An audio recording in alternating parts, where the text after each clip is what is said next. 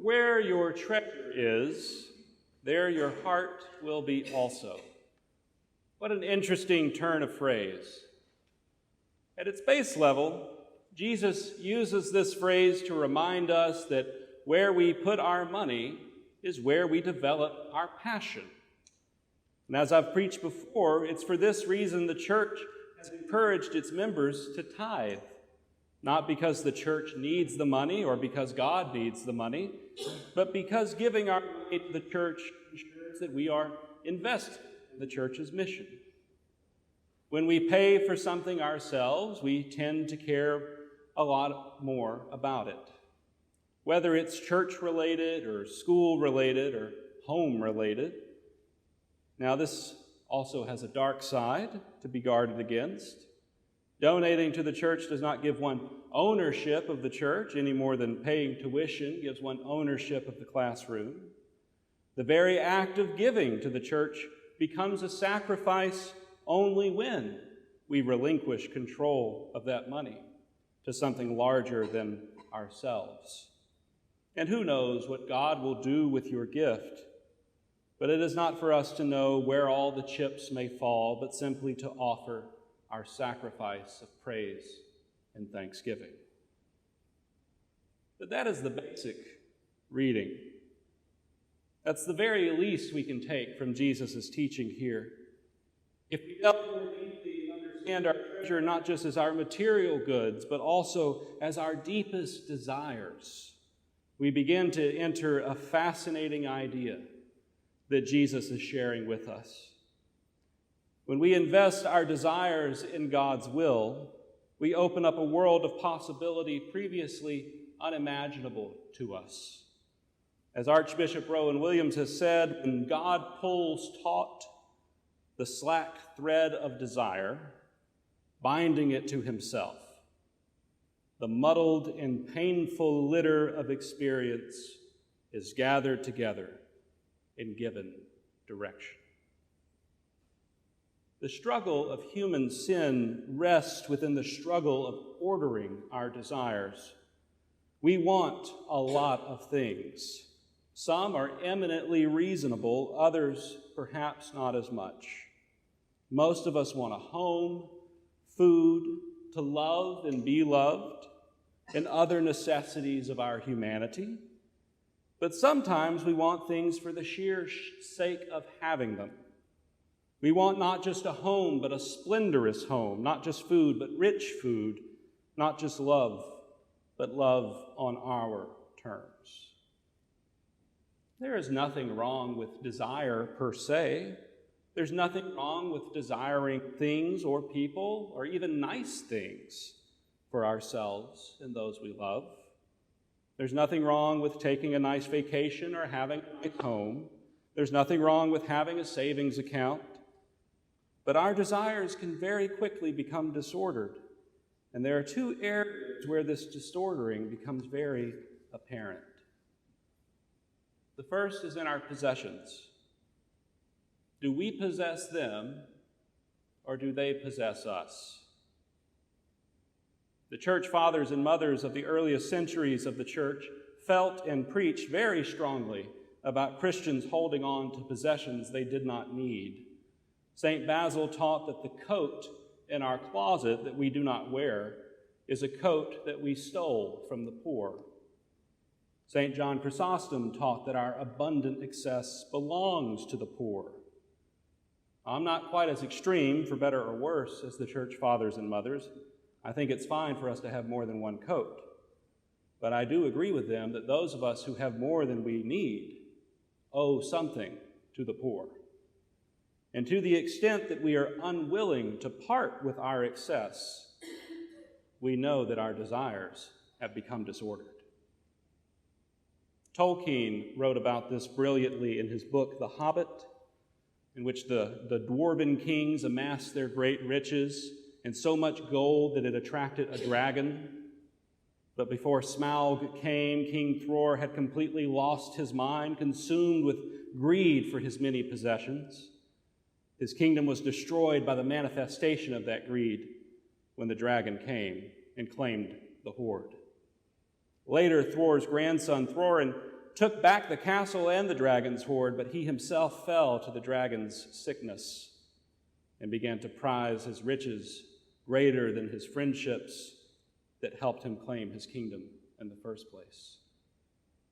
C.S. Lewis picked up this thread in his book, The Voyage of the Dawn Treader, in which the young Eustace is actually turned into a dragon after sleeping on the dragon's hoard.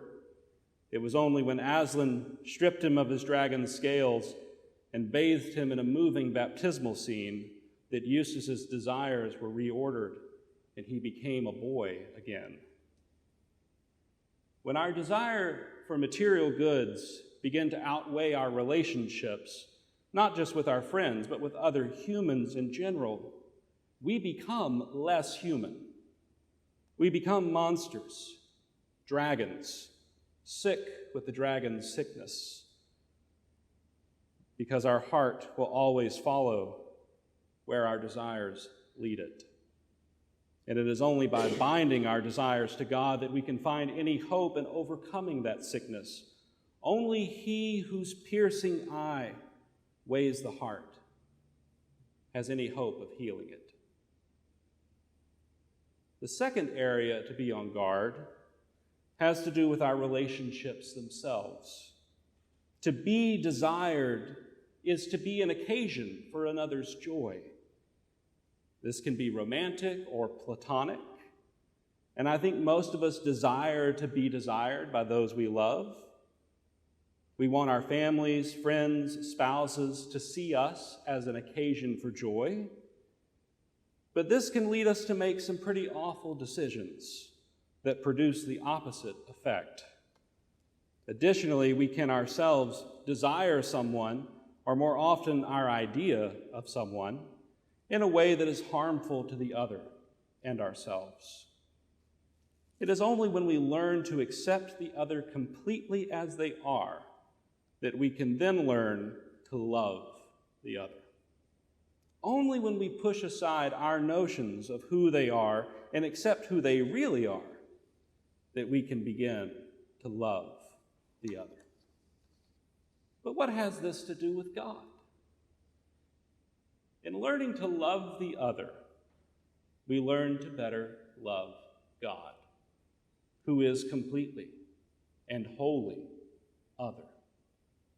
God is beyond us in every possible way. If we cannot love our fellows, how are we ever going to love the ground of our being? I also think it's important to know that we are desired by God. We are an occasion for God's joy, as the incarnation of Christ shows us. Again, as Rowan Williams has said, the whole story of creation, incarnation, and our incorporation into the fellowship of Christ's body tells us that God desires us as if we were God, as if we were that unconditional response to God's giving that God's self makes in the life of the Trinity. We are created so that we may be caught up in this, so that we may grow into the wholehearted love of God by learning that God loves us as God loves God. The life of the Christian community has as its rationale, if not invariably its practical reality, the task of teaching us this.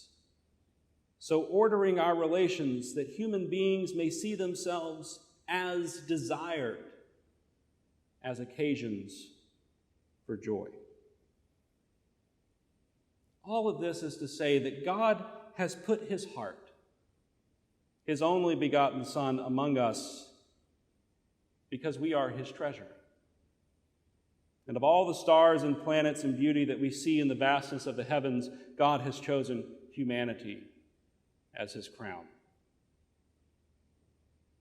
But in return, we have given him a cross for a throne. But even that he uses for our benefit. Because in all of creation, there is nothing God desires more than for those whom he loves to love him in return. We are God's occasion for joy. as he is the source and summit of our greatest delight, happiness, joy, and gladness. Where then will you put your heart? Will you throw it away with the greed and avarice and spite?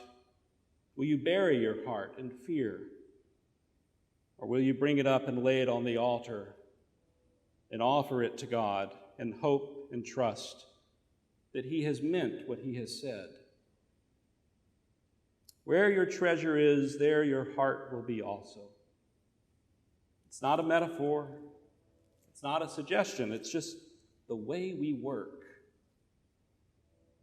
And that's why the prayer book requires that the offering plate remain on the altar during the Eucharist. Because where our treasure is, there our heart will be also.